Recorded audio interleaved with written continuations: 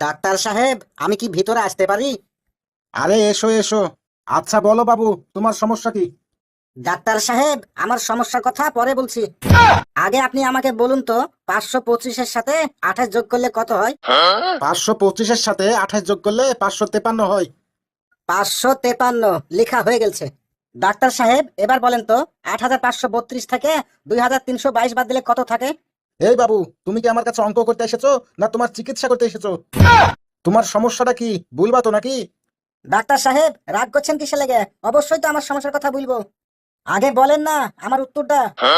8532 থেকে 2322 বাদ দিলে 6210 থাকে। 6210। ডাক্তার সাহেব, ঠিক বললেন তো? আরে হ্যাঁ হ্যাঁ, ঠিক বলেছি।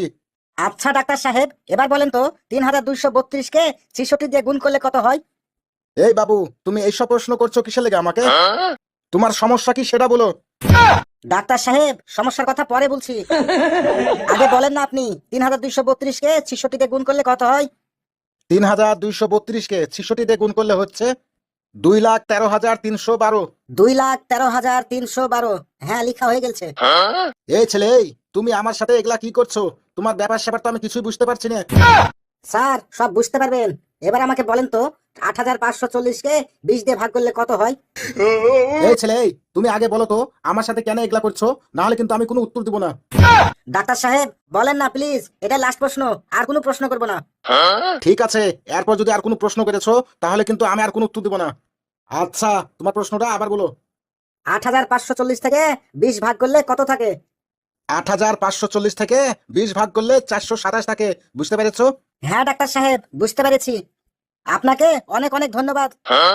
আর ধন্যবাদ দিতে হবে না। এবার বলো তোমার সমস্যাটা কি? ডাক্তার সাহেব, আসলে আমার তো কোনো সমস্যাই নাই। তোমার সমস্যা নাই মানে? তাহলে তুমি ডাক্তারের চেম্বারে কি জন্য আসলে? ডাক্তার সাহেব, আসলে হয়েছে কি, আমাকে যে টিচার পড়ায় সেই টিচার আজকে আসেনি। তাই মা বললো পাশে ডাক্তারের চেম্বার আছে, ওই চেম্বারে যেয়ে তোর অঙ্কগুলা করে লিয়াই। তাই আমি আপনার কাছে অঙ্কগুলা করে নিতে আসি। তার মানে তুমি আমার কাছে অঙ্ক করতে এসেছো?